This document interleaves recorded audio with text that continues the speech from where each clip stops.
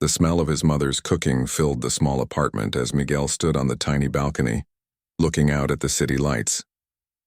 The cool evening air brushed against his face while he flipped through his sketchbook, pages filled with drawings that nobody else believed in. At 26, Miguel had already heard no more times than most people hear in their entire lives. His fingers traced over his latest design, a home unlike any other. A home that could change everything. Miguel had always seen the world differently.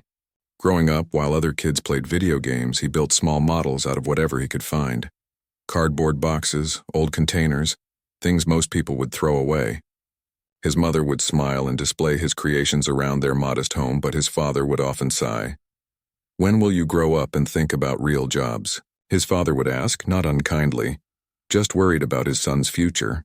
Miguel's father had crossed the border 28 years ago, with nothing but hope and a willingness to work harder than anyone else. He had spent his life cleaning office buildings at night, fixing things during the day, all to give his family a chance at something better. Miguel understood his father's concerns, but the ideas in his head wouldn't stay quiet. The apartment door opened behind him. "Dinner's ready," his mother called. Her hands were cracked from years of housekeeping work, but her smile remained as warm as ever.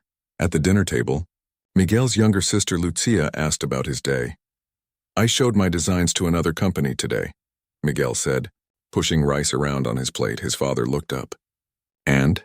Miguel shook his head. "They said it was too different, too risky. That nobody would want to live in a house like that." His father nodded, unsurprised. "Maybe it's time to use your engineering degree for a normal job, Hijo." Rodriguez's son just got hired at that big construction company. Good benefits, steady work. Miguel had heard this before. His engineering degree from the state college, earned through scholarships and night jobs, was supposed to be his ticket to stability. But the ideas in his sketchbook pulled at him with a force he couldn't ignore. "These people don't understand what I'm trying to do," Miguel explained, passion creeping into his voice. "These homes would use half the energy of normal houses. They would cost less to build. People who could never afford a home could finally have one." His mother reached across the table and squeezed his hand. "If anyone can make it happen, it's you." Later that night, unable to sleep, Miguel sat at his small desk under the glow of a lamp he'd rebuilt himself. His phone showed 3 missed calls from Elena, his girlfriend of 2 years. They'd been fighting more lately. She couldn't understand why he kept chasing this dream, instead of accepting one of the entry-level engineering jobs he'd been offered. "You're too smart to waste your life on something that will never happen," she had told him last week. The next morning, Miguel took the bus across town to the university where he'd graduated 3 years earlier. Professor Chen had been the only teacher who ever took his ideas seriously. The professor's office was cluttered with books and models, much like Miguel's own room. Professor Chen looked up from his computer and smiled. "Miguel, what brings you here?" Miguel pulled out his latest drawings. "I've improved the design. I think I've solved the water system problem." The professor studied the sketches carefully, asking questions about materials and structure. For an hour they talked as equals, 2 problem solvers working through challenges. It was the only time Miguel didn't feel crazy for believing in his vision. "Your ideas are good," Professor Chen finally said, "but ideas alone won't build houses." "I know. I need someone to back me, to believe in this enough to help me build the first one." Professor Chen leaned back in his chair. "I showed your designs to some colleagues in the architecture department. They had concerns." Miguel's heart sank. "What kind of concerns?" "They think it's too experimental, that the materials won't hold up, that the design is too unconventional for people to accept." The professor paused. "But I remember people said the same things about solar panels 40 years ago." As Miguel left the university, his phone rang. It was Elena. "Where are you?" she asked. "I thought we were meeting for lunch." Miguel closed his eyes. He'd completely forgotten. "I'm sorry. I had a meeting with Professor Chen about my project." The silence on the other end said everything. "Elena, Don't," she cut him off. "Just don't. This is the 3rd time this month, Miguel. I can't keep doing this." That evening, Miguel sat with Lucia at their favorite taco shop. His sister was the only person besides Professor Chen who never told him to give up. "Elena broke up with me," he told her between bites. Lucia winced. "I'm sorry. She said I need to grow up, that I'm chasing something that will never happen." Lucia studied her brother's face. At 23, she was already more practical than he would ever be. She worked as a nurse, helping real people with real problems every day. Do you ever think she might be right? Lucia asked carefully. Miguel put down his taco. Not you too. I'm just asking. You've been drawing these houses for years. You've shown them to dozens of companies. No one wants to build them. Because they can't see what I see, Miguel insisted. Because they're afraid to try something different. Or because they know something you don't, Lucia suggested gently. I believe in you, Miguel. You know that. But I also hate seeing you get hurt over and over. On the bus ride home, Miguel watched the neighborhoods change through the window. First came the wealthy areas with their big houses and manicured lawns. Then the shopping districts. Finally, his own neighborhood. Apartments and small houses packed tightly together. Clotheslines stretching between buildings. Children playing in concrete yards. He thought about all the families like his own. People who worked hard every day but could barely afford their rent. People who would never have a chance to own a home in the traditional market. That night, Miguel couldn't sleep. His conversation with Lucia kept playing in his mind. Maybe everyone was right. Maybe he was wasting his life chasing something impossible. At 3 a.m., he got up and went to his desk. He pulled out the classified section of the newspaper he'd picked up earlier. He'd circled several job listings: engineering assistant, junior designer, construction supervisor. Safe jobs. Respectable jobs. His phone buzzed with a message from his cousin Carlos. Party this weekend at Roberto's. You coming this time or still too busy with your crazy houses? Miguel smiled sadly. He'd been missing out on life while pursuing his dream. Maybe it was time to let go. He was about to turn off his desk lamp when his eyes caught on his very first sketchbook, dusty on the shelf. He pulled it down and opened it. Inside were his earliest designs, drawn when he was just 19 and taking his first engineering classes. The drawings were rough, naive even. But looking at them now, 7 years later, he could see the seeds of all his current ideas. He could see how much he'd learned, how his designs had evolved and improved. Something stirred inside him. Not the desperate hope he'd been clinging to, but something calmer, deeper. Miguel opened his laptop and began searching. Not for job listings this time, but for small plots of land outside the city. Land nobody wanted. Land he might be able to afford. If no company would build his design, maybe he needed to build it himself. The next morning, he called the construction company where his father's friend's son worked, but not to apply for a job. Do you have any part-time positions? He asked. I need to learn everything about building, from the ground up. 2 days later, Miguel stood in front of his parents at the dinner table. I've made a decision, he announced. I'm going to keep working on my house designs, but I'm also taking a job with United Construction to learn the practical side of building. His father looked confused. So you're giving up on your special houses? No, Miguel said firmly. I'm finding a new way to make them happen. It will take longer, but I'll get there. His mother studied his face, then nodded slowly. You have that look. What look? The same look your father had when he told his family he was coming to this country. She smiled. The look that says nothing will stop you. That night, back on the small balcony, Miguel looked out at the city with new eyes. Somewhere out there was a piece of land that would become his testing ground. Somewhere out there, his impossible house was waiting to be built. People might laugh at his dream now, but one day they would see it standing in front of them, built from nothing but his hands and his stubborn belief. And that would change everything. The alarm blared at 5 a.m., pulling Miguel from a deep sleep. His body ached from yesterday's work, but he forced himself to sit up. The small apartment was quiet except for the hum of the old refrigerator. 6 months had passed since he'd taken the job at United Construction, and every morning was a battle against his tired muscles. Miguel splashed cold water on his face and stared at his reflection. His once soft hands were now calloused and rough. Dark circles had formed under his eyes from the long hours. But there was something else there too, a hardness, a determination that hadn't been there before. By 6:30 a.m., he was on the construction site, wearing a hard hat and work boots caked with mud from previous days. The foreman, a burly man named Ray, nodded at him as he arrived. You're early again, Ray said. Miguel shrugged. Lots to learn. Ray had been skeptical when Miguel first showed up. this skinny guy with an engineering degree who wanted to start from the bottom. But Miguel worked harder than anyone else, asked smart questions, and never complained. Over time, Ray had taken him under his wing. "We're pouring concrete for the foundation today," Ray told him. "You said you wanted to know more about that." Miguel nodded eagerly. Foundations were crucial to his house design. Throughout the day, Miguel worked alongside the crew, mixing concrete, setting forms, learning the secrets that no textbook had taught him in engineering school. He watched how the experienced workers tested the mix, how they knew just by looking when something wasn't right.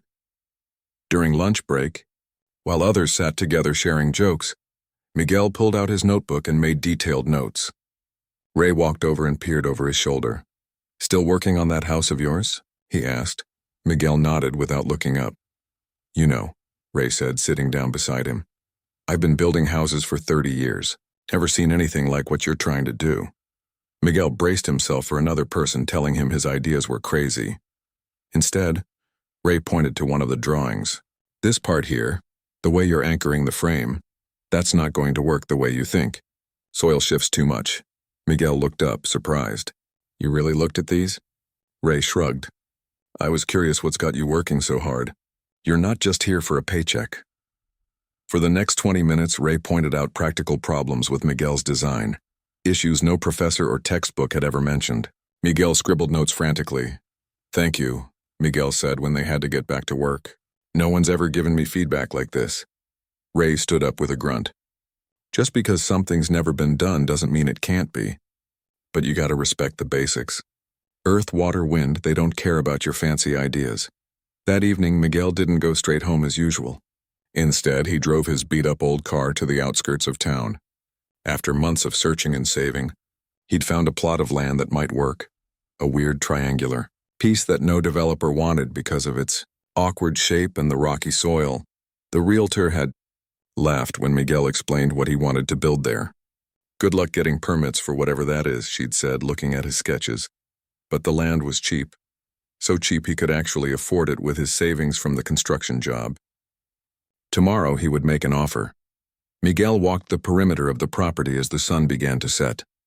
The space felt right. He could already see his house taking shape here, not in his imagination, but in reality. His phone rang. It was Lucia. "Where are you?" she asked. "Mom's worried." "You never miss Sunday dinner?" Miguel winced. He'd completely forgotten. "Tell her I'm sorry," he said. "I got caught up with something." "With your house again?" Lucia sighed. "Miguel, when was the last time you did anything else? You work all day at the construction site. Then you go home and work on your designs. You haven't been out with friends in months." "I don't have time," Miguel said, looking across the empty lot. "I'm getting close, Lucia. I can feel it." "Close to what? Burning yourself out completely?" Her voice softened. "We're worried about you. Dad says you look like a ghost." "I'm fine," Miguel insisted. "Better than fine. I found a piece of land. I'm making an offer tomorrow." The silence that followed said everything. "You're buying land?" Lucia finally asked. "With what money?" "I've been saving everything from my job. The land isn't expensive. No one else wants it." "And then what? You'll build this house all by yourself?" "If I have to." Lucia was quiet for a long moment. "You know Elena is engaged now?" The news hit Miguel like a physical blow. Elena? Engaged. It had only been 6 months since they broke up. "I'm happy for her," he said, his voice hollow. "Are you? Because it seems like you've replaced her with this obsession." Miguel looked up at the darkening sky. "It's not an obsession, Lucia. It's my purpose." 2 weeks later, Miguel stood on his land, holding the deed in his hands. The realtor had seemed relieved to be rid of the property, clearly thinking Miguel was a fool.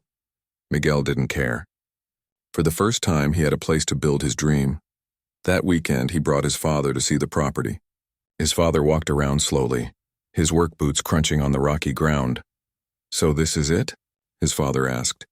"This is where you'll build your special house?" Miguel nodded, watching his father's face for any sign of approval. His father looked around again, then sighed.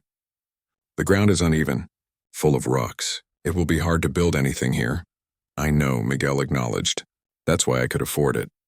"And you still plan to do this alone?" "I'll have to at first, until I can prove it works." His father was quiet for a long time. Finally, he said, "I took a job cleaning 50 floors when I first came to this country. Everyone said I was crazy, that it would kill me." He looked at Miguel. It almost did. Miguel felt a twinge of guilt. "Dad," but, his father continued, "if I hadn't been crazy enough to take that job, to work harder than anyone thought possible, we wouldn't be standing here today." He put his hand on Miguel's shoulder. "So if you're going to be crazy, at least be smart about it. Don't kill yourself for this dream." It was the closest thing to approval his father had ever given him. "I won't," Miguel promised. But in the months that followed, Miguel pushed himself harder than ever. He continued working at United Construction during the day, learning everything he could. Nights and weekends were spent on his land, first clearing it, then preparing it for foundation work. He sold his car to buy second-hand tools. He moved to an even smaller apartment to save on rent. His social life disappeared completely. Ray noticed Miguel's exhaustion on the job site. One day he pulled him aside. "You're going to hurt yourself or someone else if you keep this up," he warned. "I know what you're doing after hours. You can't build a house with no sleep." Miguel rubbed his tired eyes. "I don't have a choice. I need to show people it can work." Ray studied him for a long moment. "Tell you what, some of the guys and I sometimes take weekend jobs for extra cash. If you'd let us help you get that foundation poured properly, it'd save you weeks of work." Miguel stared at him in disbelief. "You'd do that?" Ray shrugged. "You're not the only crazy one around here. Besides, I'm curious to see if this thing will stand or fall." That Saturday, Ray showed up with 4 other men from the crew. They brought additional tools and a small concrete mixer that Ray said was borrowed from the company. In one day, they accomplished what would have taken Miguel a month on his own. The men worked hard but also laughed and joked, turning the grueling labor into something almost like a party. Miguel's father even showed up around lunchtime, bringing food his mother had prepared. As the sun began to set and the last of the concrete was poured, Miguel looked around at these men who had given up their Saturday to help him. His throat tightened with emotion. "I don't know how to thank you all," he said. One of the workers, a man named Tony, clapped him on the back. "Just make sure this crazy house of yours doesn't fall down. We've got our reputations to think about." Everyone laughed, but Miguel could see they were proud of the work they'd done. That night, Miguel sat alone on his newly poured foundation, watching the stars come out. For the first time in months, he felt something other than exhaustion and determination. He felt hope, but challenges were just beginning. The following week, a city inspector showed up at the site. "Got a report of unauthorized construction," the inspector said, looking at his clipboard. "You have permits for this." "Whatever it is?" Miguel's heart sank. He had permits, but they were for a standard structure. His design was anything but standard. The inspector frowned as Miguel showed him the plans. "This doesn't match what you filed for. These materials aren't approved for residential construction. And what's this water system supposed to be?" "It's a new approach," Miguel tried to explain. "It captures rainwater, filters it." The inspector held up his hand. "Not approved. You'll need to submit revised plans and get special approvals. Until then, all work stops." Just like that, Miguel's progress ground to a halt. For weeks, he went from one city office to another, trying to get the approvals he needed. Each department sent him to a different one. Forms piled up, fees mounted, his savings dwindled. The interest in his bank account wasn't enough to cover the unexpected costs of permits and regulatory approvals. At home one night, Miguel sat at his small desk, surrounded by forms and rejection letters. For the first time since starting this journey, he considered giving up. Maybe everyone had been right. Maybe this dream was too big, too different to become reality. His phone rang. It was Ray. "Heard you're having trouble with the permits," Ray said. "It's worse than trouble," Miguel admitted. "They want me to change everything. Use standard materials, standard methods. It would defeat the whole purpose." "I might know someone who could help," Ray said. "My cousin works in the building department. He understands new construction methods better than most. I can ask him to take a look." A small flame of hope flickered back to life in Miguel's chest. "I'd appreciate that," he said.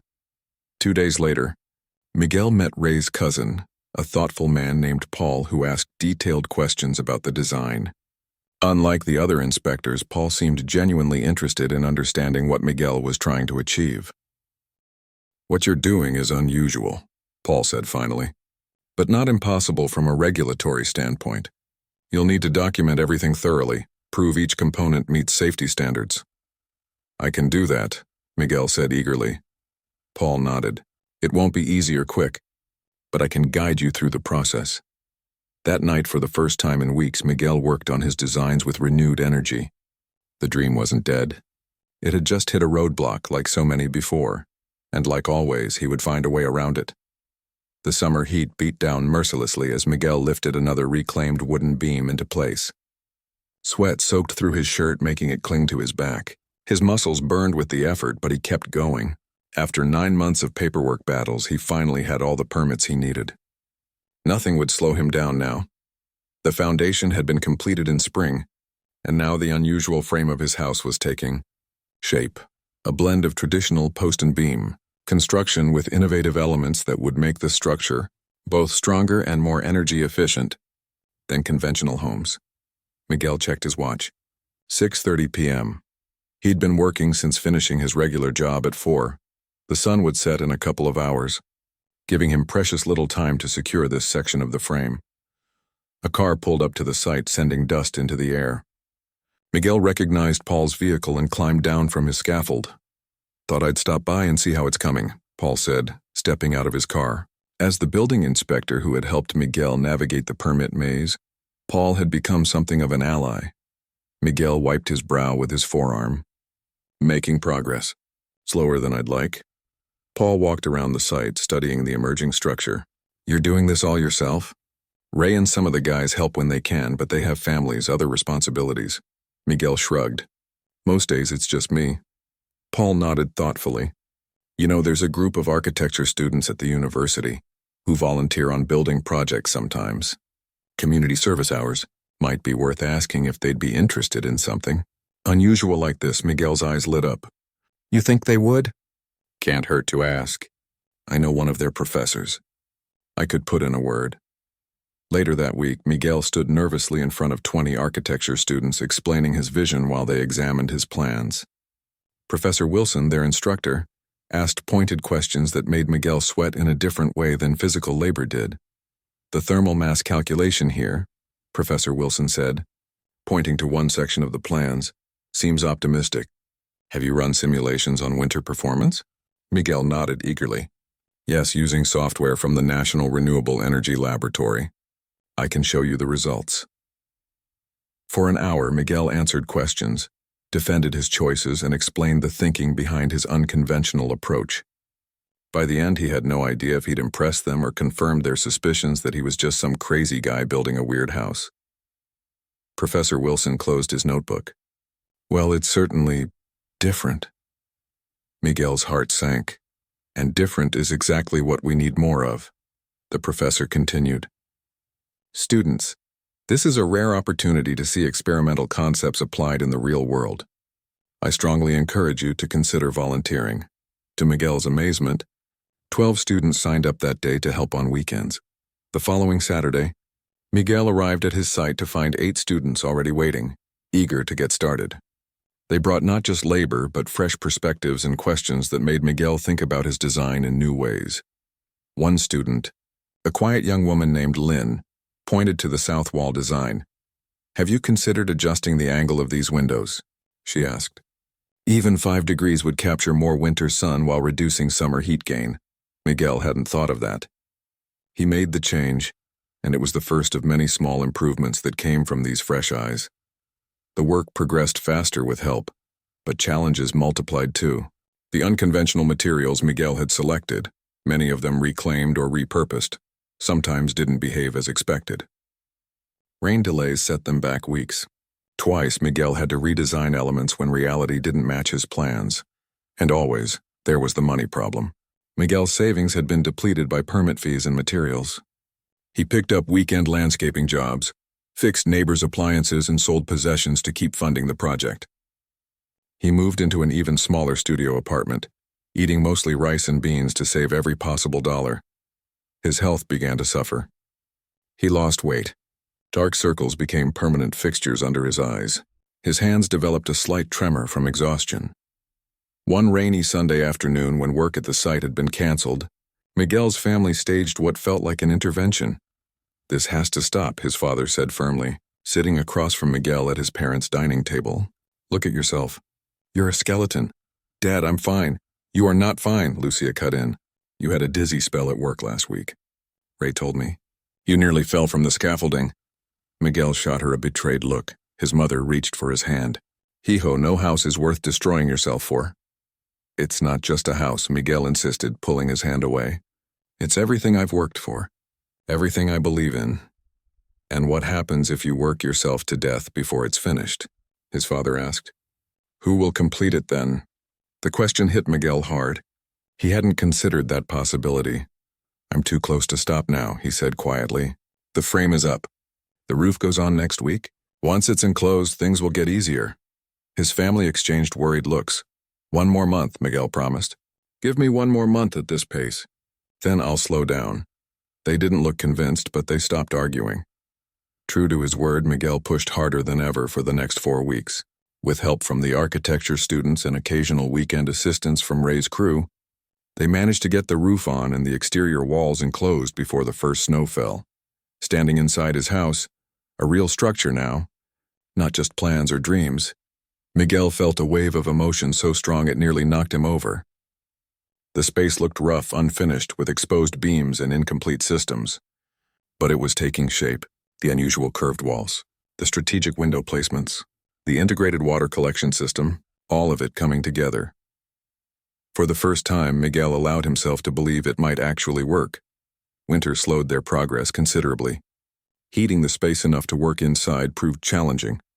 Some days were too cold for certain materials to be used effectively. The student volunteers came less frequently as their semester intensified, but there were unexpected bright spots too. A local lumber supplier, intrigued by what Miguel was building, offered him discounted materials.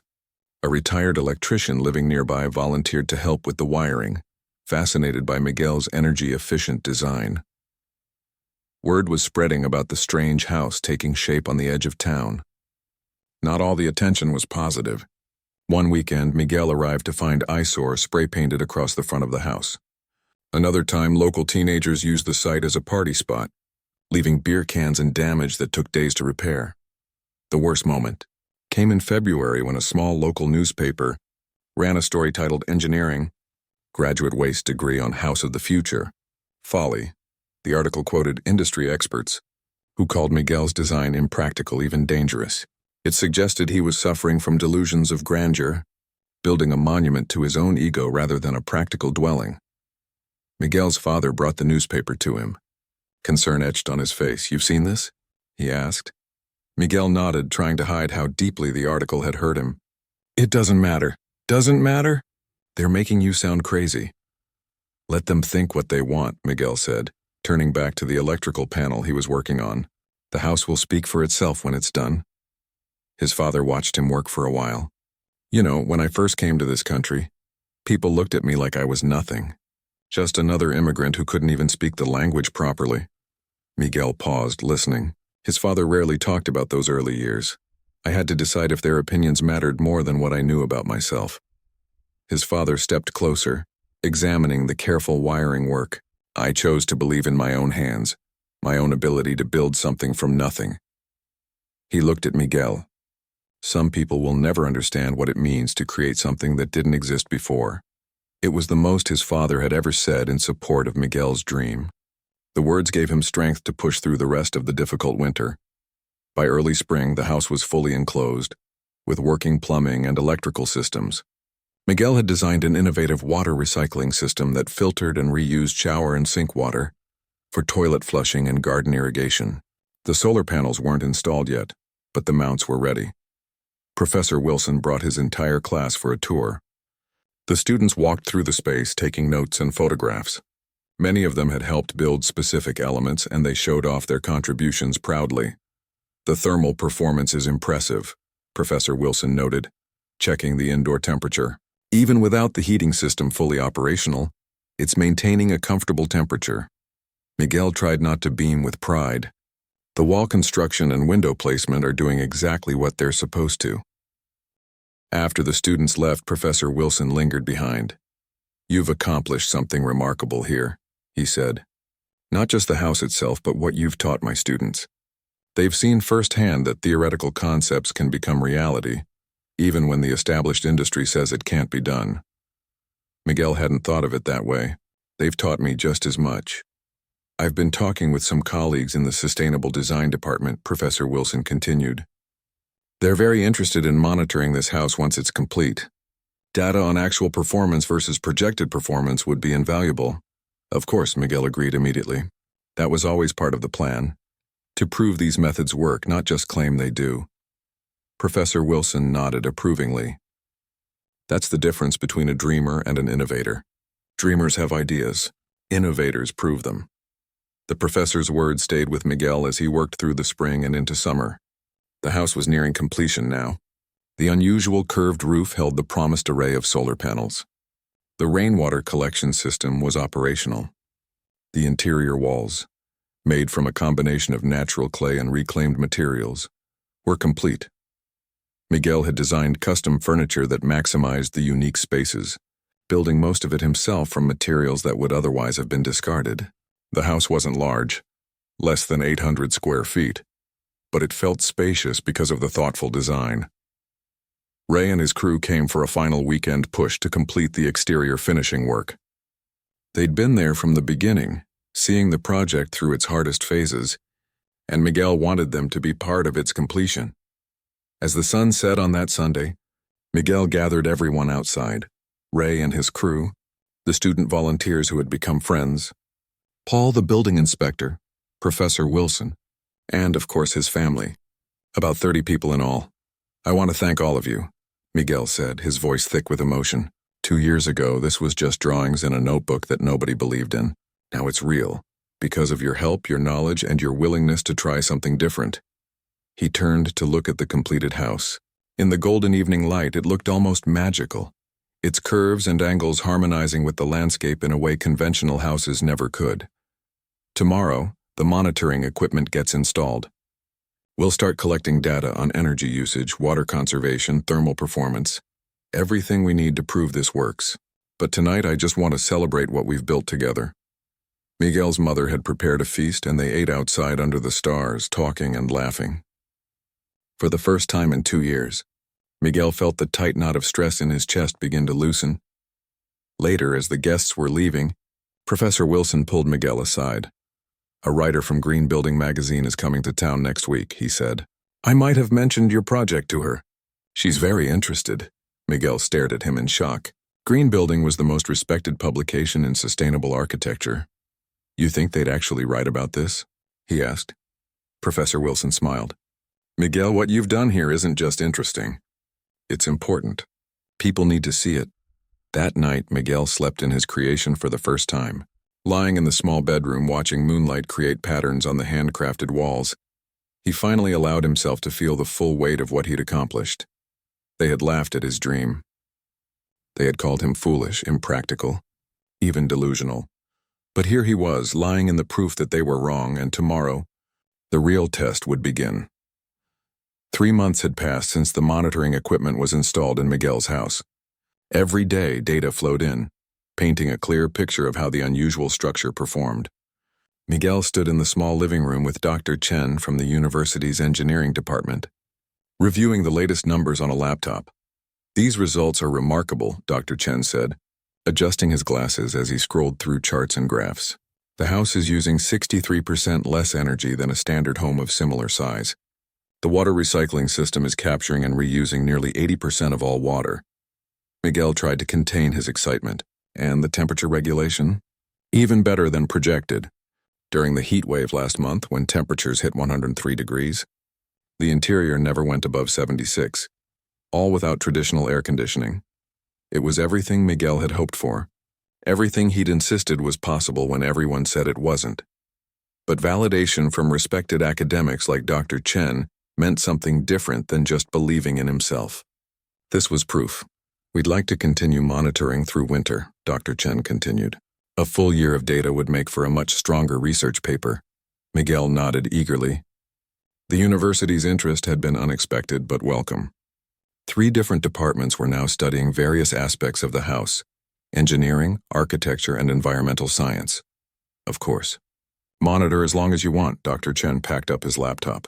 You know, when Professor Wilson first told me about this project, I was skeptical. The integration of so many experimental systems in one structure seemed optimistic. Miguel had heard that word many times over the years. Optimistic was the polite way experts told him his ideas wouldn't work. But seeing it in action, Dr. Chen continued, has changed my thinking. Sometimes it takes an outsider, someone not constrained by traditional methods, to push boundaries. After Dr. Chen left, Miguel walked through the house alone. He still couldn't quite believe he lived here now.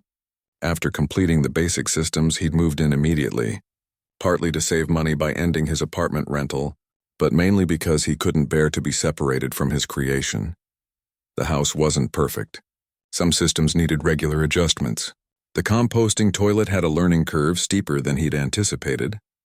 During heavy rains, one corner of the roof developed a small leak he hadn't been able to fully fix, but it was his. Built with his own hands, born from his own mind. Miguel's phone buzzed with a message from Lucia. "Don't forget dinner tonight. Mom's making your favorite." He'd been so absorbed in the house and the university monitoring that he'd nearly forgotten. It was his father's 60th birthday, a milestone the family had been planning to celebrate for months. That evening, Miguel arrived at his parents' apartment with a small, carefully wrapped package. The familiar smells of his mother's cooking enveloped him as he entered, spices and slow-cooked meat that instantly transported him back to childhood. "You're late," his mother scolded, but her eyes were smiling as she took his face in her hands. "Too thin still. You need to eat more." His father sat in his usual chair, looking somehow older and more tired than Miguel remembered. Working construction into his 60s had taken a toll. "Happy birthday, Dad," Miguel said, handing him the package. His father opened it slowly, methodically, the way he did everything. Inside was a set of keys. "What's this?" his father asked, confused. "Keys to the house," Miguel explained. "It's ready now. I want you and Mom to come stay next weekend. See it for yourselves." His parents exchanged looks. Despite everything Miguel had told them about the house, they had never visited the finished structure. His father had seen it during construction, but not since completion. His mother had never seen it at all. "It's probably very strange," his mother said uncertainly. "It's different," Miguel acknowledged, "but it works. Better than regular houses in many ways." His father turned the keys over in his weathered hands. "We'll come," he said simply. Lucia arrived with dessert and the family celebration continued. Miguel noticed his sister watching him carefully throughout the evening. Later, as they washed dishes together, she finally spoke what was on her mind. "You look better," she said. "Less haunted," Miguel smiled. "I'm sleeping again, not working myself to death anymore. And the house? It's really working like you said it would?" "Better in some ways.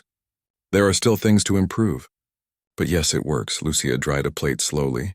"I'm sorry I doubted you." "You didn't doubt me," Miguel corrected her. "You worried about me. There's a difference." "Well, I want to see this miracle house too. Maybe I'll come with Mom and Dad this weekend." The following Saturday, Miguel woke early to prepare for his family's visit. He cleaned every corner of the small house, adjusted all systems to optimal performance, and even picked wildflowers from the property to place in simple vases he'd made from reclaimed glass. He was nervous in a way he hadn't expected. The university researchers' approval was one thing. His family's opinion mattered in a completely different way. They arrived just before noon. Miguel watched his mother's face carefully as she entered, trying to read her reaction. She looked around slowly, taking in the curved walls, the unusual windows, the handcrafted furniture. "You made all this?" she asked, touching a wall with her fingertips. Miguel nodded. "Most of it. I had help with some parts." His father walked through the space silently, examining everything with a builder's eye, checking joints, testing the solidity of shelves, looking for flaws. Lucia was the most openly enthusiastic, exclaiming over the clever storage solutions and the way the house seemed to stay naturally cool despite the warm day outside. "Show me how the water system works," she insisted, and Miguel eagerly demonstrated how sink and shower water was filtered and reused for the garden irrigation. After the full tour, they sat at the small dining table Miguel had built, eating lunch and talking. His mother had brought food, of course, not trusting that Miguel was eating properly. So, Miguel finally asked, unable to contain his curiosity any longer. "What do you think?" His mother smiled. "It's not like any house I've ever seen, but it feels peaceful, like it belongs here." Coming from her, this was high praise. Miguel looked at his father, who had been mostly quiet during the visit. "Dad?" His father set down his fork. "The craftsmanship is good. Solid work," he paused. "You said it uses less electricity?" "Much less," Miguel confirmed. "The solar panels generate more power than I use most days. The battery stores excess for cloudy periods." His father nodded thoughtfully. "And the water bill?" "Reduced by about 70% compared to a normal house this size." Something changed in his father's expression. For a man who had worked his whole life to pay bills, the practical advantages suddenly seemed to register in a way the innovative design hadn't. "Show me the electrical system again," his father said. For the next hour, Miguel led his father through each system in detail, explaining the practical benefits in terms of reduced bills and maintenance. His father asked pointed, practical questions that showed he was truly engaging with the concept. As they were leaving, his father paused at the door. "You did good," he said quietly. "Really good, 3 simple words." But coming from his father, they meant everything. The following week brought an unexpected development. The article in Green Building magazine was published, featuring Miguel's house as a case study in innovative, sustainable design. The writer had interviewed Miguel for hours, photographed every aspect of the house, and included quotes from Professor Wilson and Dr. Chen about the promising performance data. The article went beyond just describing the house. It positioned Miguel's approach as potentially groundbreaking, a way to create affordable, highly efficient housing using materials and techniques accessible to ordinary builders. Miguel read the article a dozen times, still not quite believing his house was being featured in the magazine he'd read religiously for years. The day after publication, his phone started ringing. First was a local newspaper wanting to do a follow-up story, then a regional TV station, then, most surprisingly, a representative from an international sustainable building conference, inviting Miguel to speak about his project. "We'd cover all expenses, of course," the woman explained. "Our attendees would be very interested in your approach, especially the cost-effectiveness aspects." Miguel was stunned.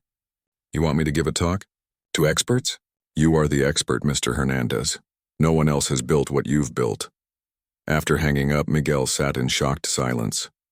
For so long, he'd been the crazy guy with weird ideas. Now people were calling him an expert? More unexpected opportunities followed. A wealthy environmentalist wanted to fund a similar house in another location. A small architectural firm specialized in sustainable design offered Miguel a consulting position. A community college asked if he would teach a workshop on alternative building methods. The attention was overwhelming, especially for someone who had grown accustomed to working alone, focused solely on proving his ideas could work. Ray called one evening. "Saw you in the paper." "Getting famous, huh?" Miguel laughed. "Hardly. But people are actually interested in the house." "Not surprising. What you built is special. You always knew that, even when nobody else did." "I couldn't have done it without your help," Miguel said sincerely. Ray was quiet for a moment. "You know, I've been thinking. There's that abandoned lot behind the community center. Been sitting empty for years because of the flooding issues. Your water system might solve that problem." Miguel immediately saw where Ray was going. "You think something like my house could work there?" "Not exactly like yours, but using your ideas adapted for that site could be perfect for that transitional housing program the city keeps talking about, but never funds because of construction costs." The conversation with Ray planted a seed that grew rapidly in Miguel's mind. What if his house wasn't just a one-off experiment? What if the methods could be adapted, scaled, used to address real housing problems in the community? Over the next few weeks, as Miguel prepared for the building conference, he began sketching new designs, variations on his original concept, adapted for different sites, different needs. A family home, a community building, small, efficient apartments for seniors or students. The core principles remained the same: extreme efficiency, smart use of natural processes, reclaimed materials where possible. But the applications expanded. The night before he was scheduled to leave for the conference, Miguel received an email that changed everything. It was from a representative of the state's Housing Development Authority. "We've been following the coverage of your innovative house design," the email read. "We're particularly interested in the affordability aspects combined with the reduced ongoing costs. Our affordable housing initiative has funding for pilot projects that demonstrate new approaches. Would you be interested in discussing how your methods might be adapted for a small development?" Miguel read the email 3 times to make sure he understood correctly. This wasn't just about his one house anymore. This was about the possibility of his ideas helping solve a much bigger problem: the lack of truly affordable, efficient housing for people who needed it most. People like his parents had been when they first came to this country. People working hard but still struggling to find decent places to live that didn't consume most of their income. The next morning, Miguel stood on his small front porch, suitcase in hand, looking back at the house before leaving for the conference. What had started as sketches in a notebook then became a personal mission to prove his ideas could work, was evolving into something he hadn't fully imagined, a potential solution for others. He remembered all the voices that had told him it was impossible. The companies that had rejected his designs, the experts who had dismissed his approach as impractical, the article that had called his project a folly. None of that mattered now. The house stood as proof that different was not the same as impossible. That sometimes the craziest sounding ideas are exactly what we need. As Miguel drove away, he felt a strange mix of emotions: pride in what he'd built, excitement for what might come next, and a deep sense of vindication that went beyond just proving others wrong. He'd stayed true to his vision when it would have been easier to give up. He'd built something real from nothing but an idea and his own 2 hands, and now, that something might help others build their own dreams too. 2 years had passed since that first building conference, and Miguel stood on a hill overlooking what had once been an empty field on the edge of town. Now, 7 houses similar to his original design formed a small community, each one slightly different, adapted to the specific needs of its occupants. The roofs gleamed with solar panels catching the afternoon sun. "Hard to believe it all started with your crazy house," Ray said, standing beside him. Over the years, Ray had shifted from skeptical mentor to trusted partner. His practical knowledge of traditional building methods complemented Miguel's innovative approach perfectly. "Our crazy houses now," Miguel corrected him with a smile. Below them, people moved between the homes, the families who had been selected for the Housing Authority's pilot project. Families who now paid a fraction of what traditional housing would cost them, both in monthly payments and in utility bills. The path from Miguel's single experimental house to this small community hadn't been straight or easy. After the building conference, where his presentation had received both excitement and skepticism from industry professionals, the real work began. The State Housing Development Authority had been interested but cautious. They wanted more data, more proof, more assurances before committing funds to something so different from conventional construction. "Your single house is promising," the program director had told Miguel after reviewing all the monitoring data. "But can these methods scale? Can they work for different family sizes, different sites? Can regular builders be trained to use these techniques?" All valid questions that Miguel couldn't answer with certainty. His house had been a labor of love, built with his own hands and the help of people who believed in his vision. Translating that to a reproducible model that others could implement was a different challenge entirely. The solution came unexpectedly. Professor Wilson connected Miguel with an architect named Sophia, who specialized in affordable housing. Unlike the corporate architects who had dismissed Miguel's early designs, Sophia saw the potential immediately. "The beauty of your approach is its adaptability," she told Miguel during their first meeting. "But we don't need to replicate your house exactly. We need to understand the principles behind it and apply them thoughtfully to new contexts." Together, Miguel and Sophia began developing a flexible system rather than a fixed design, core techniques and approaches that could be customized for different situations while maintaining the efficiency and affordability that made Miguel's original house special. Additionally, we would welcome a discussion about potential research collaboration between Stanford and Enerstore. Michael showed the letter to Elaine when she arrived. "Are you going to accept?" she asked. Michael folded the letter carefully and placed it back in its envelope. "I'm not sure yet. Part of me wants to go back and show them what they dismissed, but another part wonders if that's the best use of our time right now." Elaine considered this. What if we both went? I could handle the business development meetings while you give your lecture. Stanford has connections that could be valuable for our expansion. It was a practical suggestion, typical of Elaine's approach, but Michael sensed there was more to it. You want to see their faces when I walk in, don't you? He asked with a half-smile. Elaine's expression turned mischievous. I want to see Professor Wilson's face specifically. Is that petty? Extremely, Michael laughed. And I love you for it. The words slipped out before he could stop them. They had been dancing around their feelings for months, growing closer through shared challenges but never explicitly acknowledging what was developing between them. Elaine's eyes widened slightly, but she didn't look away. That's quite a declaration to make over a university invitation. Michael took a deep breath. I've been waiting for the right moment. But I'm starting to think there is no perfect moment, just perfect certainty, and I am certain about how I feel about you. Elaine moved closer, her expression softening. I love you too, you know. Have for a while now. Their first kiss was interrupted by the arrival of the manufacturing equipment they'd ordered. A delivery truck honking impatiently outside their facility. Perfect timing. Michael sighed, reluctantly pulling away. Elaine laughed and squeezed his hand. We've got time. Lots of it. The next few months were a blur of activity. They leased a larger facility, hired additional engineers and technicians, and established a production line for their energy storage systems. The first FEMA installations were completed ahead of schedule, with each deployment more efficient than the last as they refined their processes. Catherine visited during the 5th installation, a critical emergency operations center in a hurricane-prone region.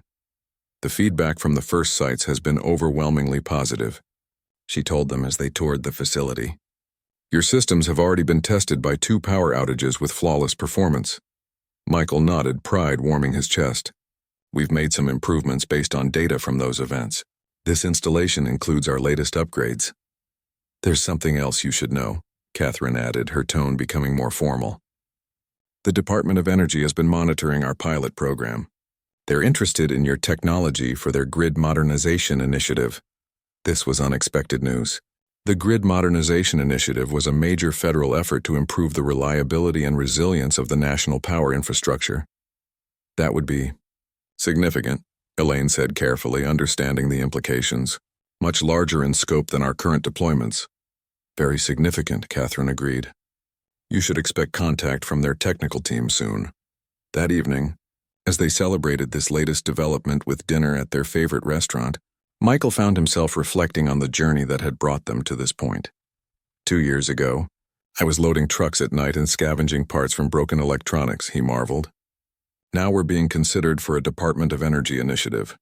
And tomorrow we fly to Stanford, where you'll teach the professors who expelled you, Elaine added, raising her glass. To the most satisfying revenge, success. Michael clinked his glass against hers. To success, and to the perfect partner to share it with.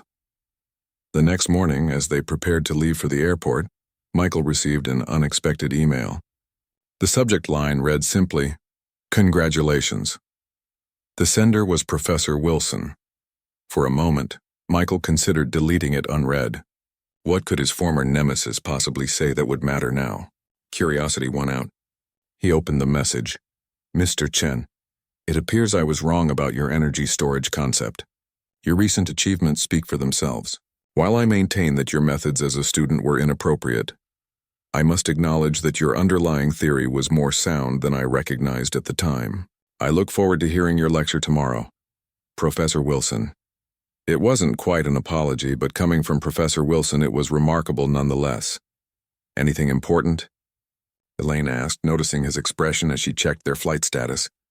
Michael smiled and put away his phone. Just confirmation that tomorrow is going to be very interesting. As their flight took off, carrying them back toward the university that had once rejected him, Michael gazed out at the clouds below. The world looked different from this height, patterns emerging from what seemed like chaos at ground level. Just like his journey, he realized. What had seemed like devastating failure when he was expelled now appeared as a necessary detour that had led him exactly where he needed to be. With Elaine beside him and their company thriving, Michael Chen was no longer defined by what he had lost, but by what he had built from the ruins. And he was just getting started. The Stanford Engineering Auditorium fell silent as Michael concluded his lecture. For a moment, no one moved. Not the students packed into every seat, not the faculty members standing along the walls, not even Professor Wilson in his front row seat. Then came the applause. It started slowly and built to a thunderous ovation that caught Michael off guard. As he stood somewhat awkwardly at the podium, he caught Elaine's eye in the back of the room. She was beaming with pride, giving him a subtle thumbs up. "Thank you," Michael said as the applause finally subsided. "I'm happy to take a few questions now." Dozens of hands shot into the air. The department chair, who was moderating the session, selected a young woman in the third row. "Your energy storage system seems perfect for developing regions with unreliable power grids," she said. "Do you have plans to make this technology available in places that need it most, not just where it's most profitable?" The question struck a chord with Michael. In the whirlwind of government contracts and investor meetings, he and Elaine had focused on growth and proving their technology. The broader implications, the human impact, sometimes got lost in the rush. "That's an excellent question," he replied. "And the honest answer is that while we've discussed that potential, we haven't developed concrete plans yet. But you're right. This technology could be transformative in regions with limited infrastructure.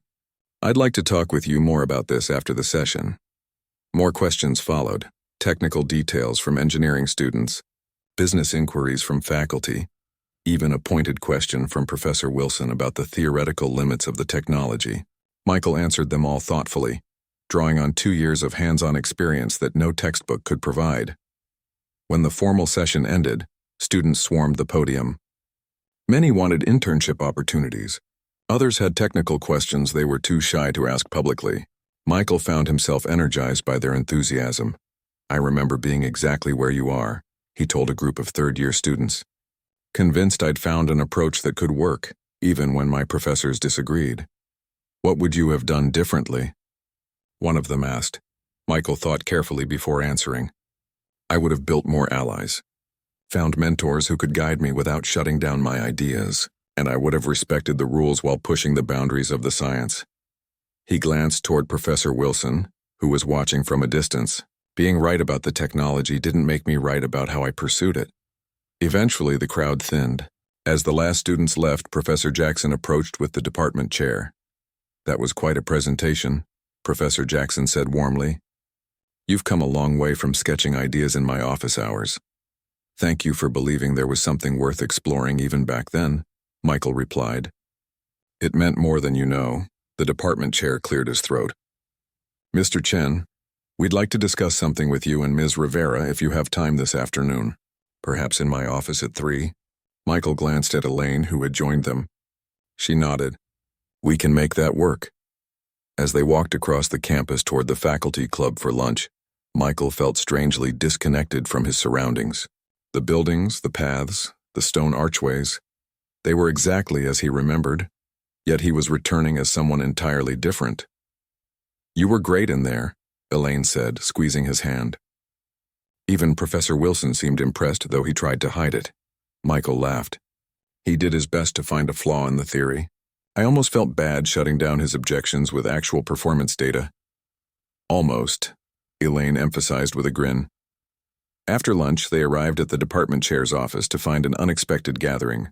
In addition to the chair and Professor Jackson, there were representatives from Stanford's Technology Licensing Office and the university's Center for Sustainable Development. "Thank you for coming," the chair began once everyone was seated. "We've been following Enerstore's progress with great interest. Your FEMA deployments have demonstrated the real-world viability of your technology in precisely the kind of challenging situations where innovation is most needed." Michael and Elaine exchanged a curious glance.